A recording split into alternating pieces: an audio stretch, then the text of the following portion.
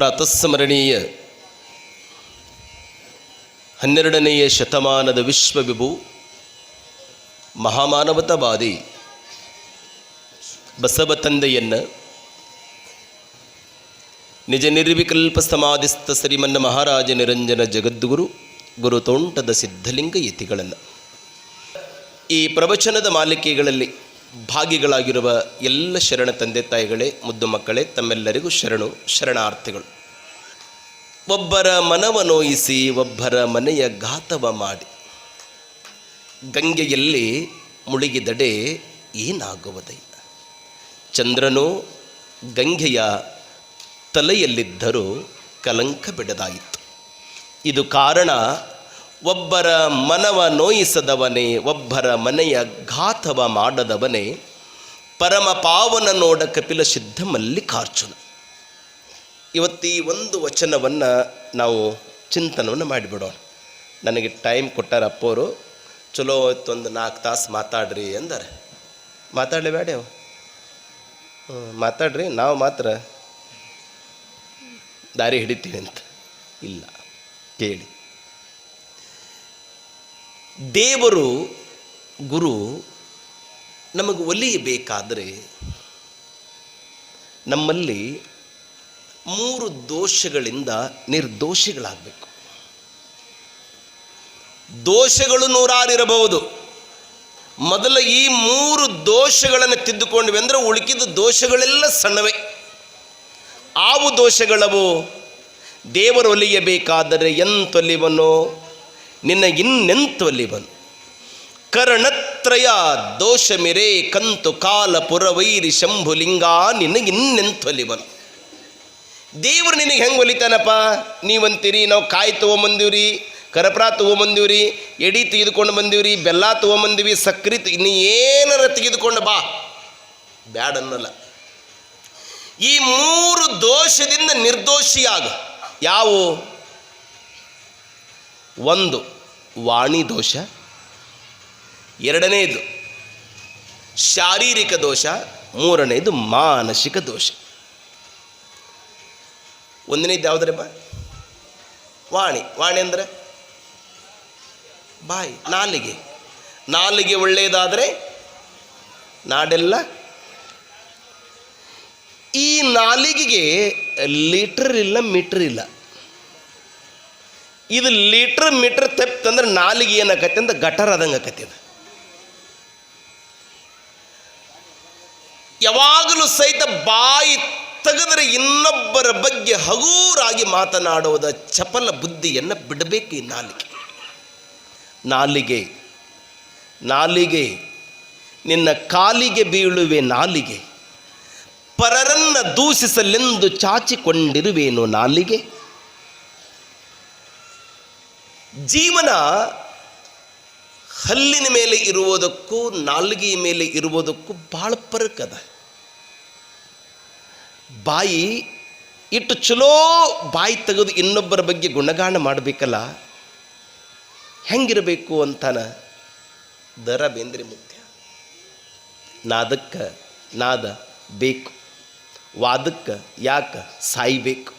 ಹೊರಗಲ ದೇವರ ನೂಕಬೇಕು, ಒಳಗಲ ದೇವರ ಸಾಕಬೇಕು, ಅಂತರಂಗದ ಸೋದ ಬೇಕು, ಅದಕ್ಕೆ ಪರಬ್ರಹ್ಮದ ಬೋಧ ಬೇಕು.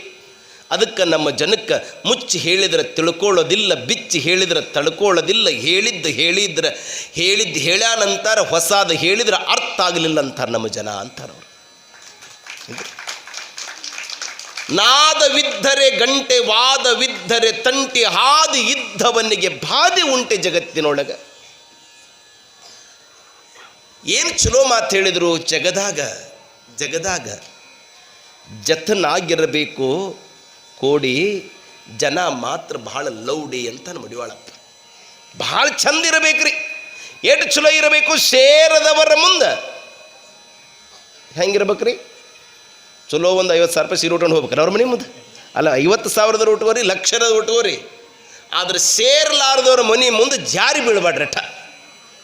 ಸೇರ್ಲಾರ್ದವ್ರ ಮನೆ ಮುಂದೆ ಎಡವಿ ಬೀಳ್ಬಾಡ್ರಿ. ಯಾಕೆ ಬಿದ್ರಿ ಅಂದ್ರೆ ಅವರ ಬಾಯಿಗೆ ಆಹಾರ ಆಗಬಾಡ್ರಿ.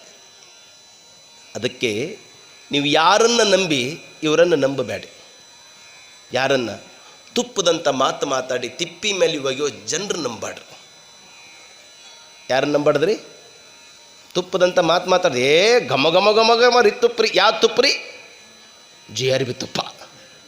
ಇವತ್ತು ತುಪ್ಪ ನಾವು ತಿನ್ನೋದ್ರಿ. ದೇಶಿ ತಳುವಳಿ ಅನ್ನೋದೇ ಹೋಗಿಬಿಟ್ಟದು ನಮ್ಗೆ. ಇಲ್ಲೇನು ನಮ್ಮ ನೇರಡುಗುಂಬ ಅಜ್ಜೋರಾಗಲಿ ಎದ್ದಲು ದೊಡ್ಡಿ ಮುತ್ತಿಯವರದಲ್ಲ, ಇವ್ರ ಮಠದಾಗ ಹುಡುಕಾಡಿದ್ರು ಚಲೋ ಒಂದು 500-600 ಆಕಳದ ನೋಡ್ರಿ.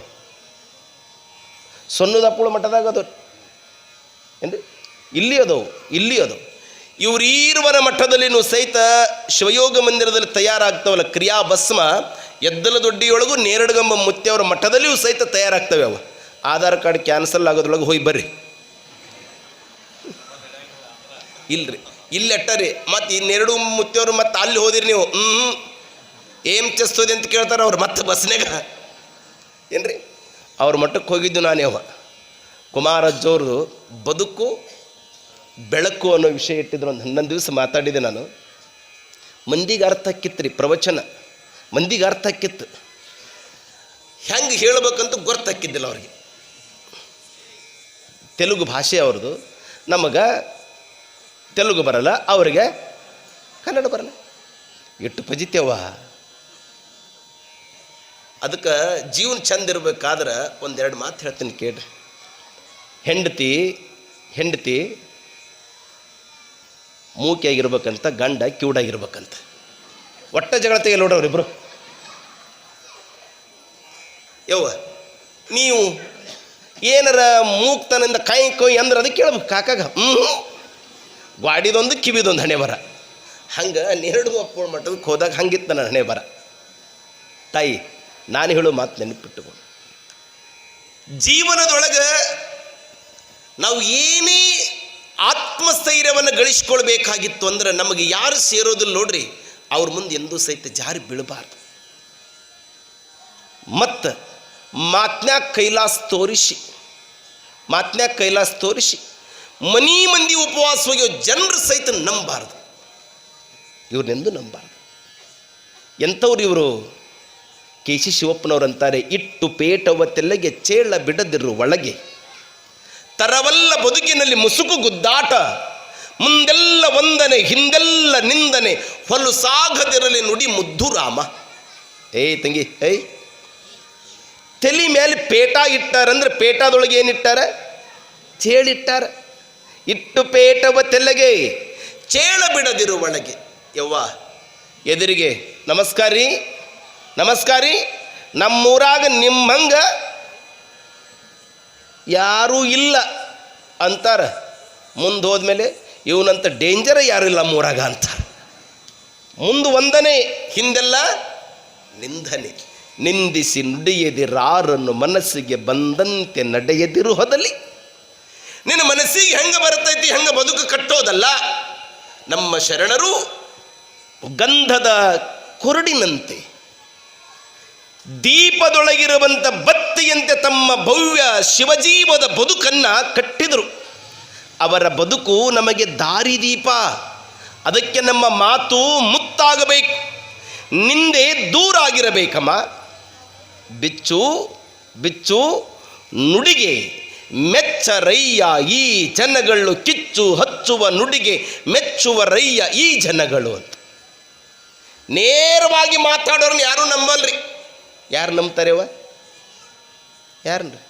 ಒಳಗ ಅಲ್ಲ, ಹೊರಗ ಮತ್ತು ನಮ್ಮ ಕಾಕ ಬೇರೆ ತಿಳ್ಕೊತಾರೆ.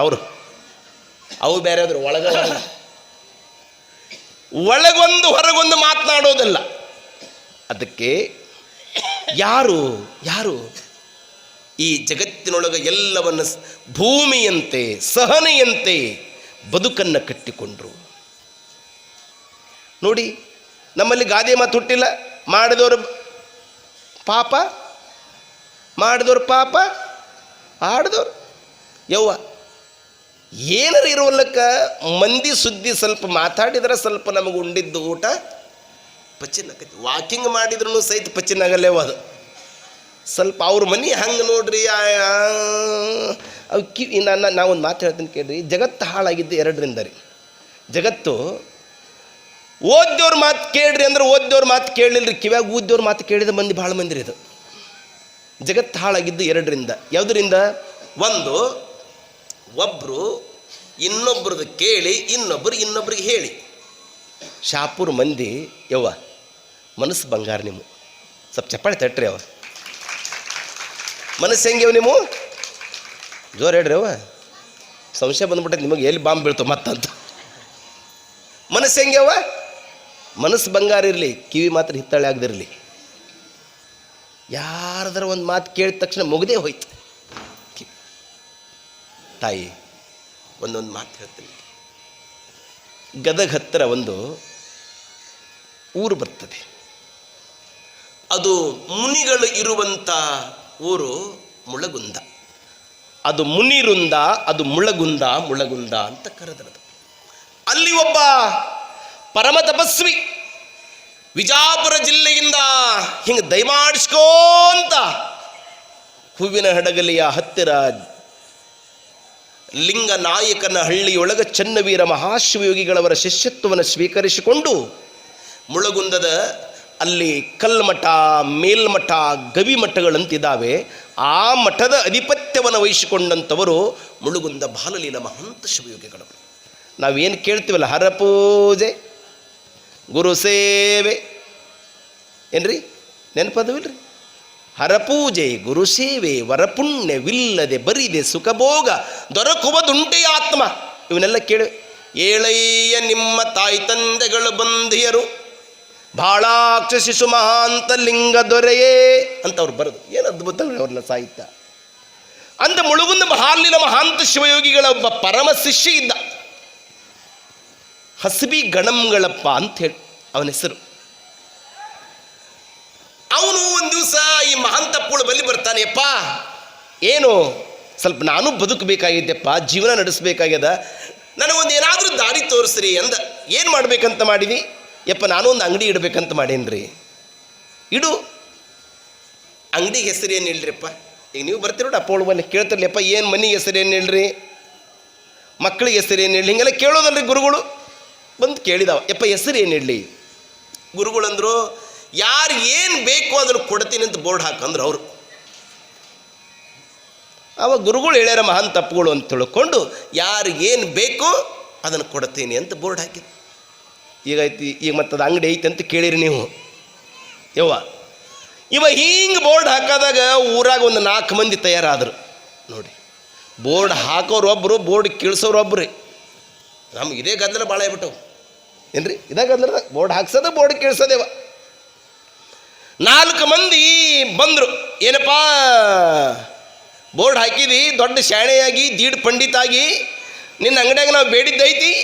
ಅವ ಅಂತಾನ, ನೀವು ಬೇಡಿದ್ದು ಐತಿ ಬಿಟ್ಟೈತಿ ಗೊತ್ತಿಲ್ಲಪ್ಪ, ಅದು ಮಹಾಂತಪ್ಪನ ಕೃಪೆಯಾದ ನಾವು ಕೊಡ್ತೀನಿ ಅಂದವ. ಏನು ಬೇಕು? ಏನಿಲ್ಲಪ್ಪ, ನಮಗೊಂದು 10 ರೂಪಾಯಿ. 10 ರೂಪಾಯಿ ಈ ನಾಯಿ ಮೈಯಾಗ, ದನದ ಮೈಯಾಗ ಇರ್ತ ನೋಡ್ರಿ ಉಣ್ಣಿ, ಈಗೆಲ್ಲ ಇಲ್ರಿ. ಈಗ 10 ರೂಪಾಯಿ ಉಣ್ಣಿ ಬೇಕು ಅಂದ್ರು ಅವರು. ಅವ ಗಣಮಗಳಪ್ಪ ದಿಕ್ಕ ಬದಲಾಗಿ ಓಡಿ ಬಂದ. ಯಪ್ಪ ಮಹಂತಪ್ಪ, ನೀ ಹೇಳ್ದಂಗೆ ಬೋರ್ಡ್ ಹಾಕಿನಿ, ಈಗ ನನಗೆ ಕುತ್ತು ಬಂದದೆಪ್ಪ, ನಾ ಹೆಂಗೆ ಮಾಡಲಿ? ಏನು 10 ರೂಪಾಯಿ ಕೊಟ್ಟಾರ ಉಣ್ಣಿ ಬೇಕಂತ, ಅಟ್ಯಾಕ್ ಚಿಂತೆ ಮಾಡ್ತೀನಿ ನೀನು? ಹೋಗು, ನಿನ್ನ ಮನೆ ಹಿತ್ತಲದೊಳಗೆ ಗಡ್ಗಿ ಒಳಗೆ ಉಣ್ಣ್ಯದವ ತೂಕ ಮಾಡಿ ಕೊಟ್ಟು ಬಿಡು ಅಂದರು. ಅವ ಬಂದು ನೋಡಿದ್ರೆ ಅದರೊಳಗೆ ಉಣ್ಣಿತು.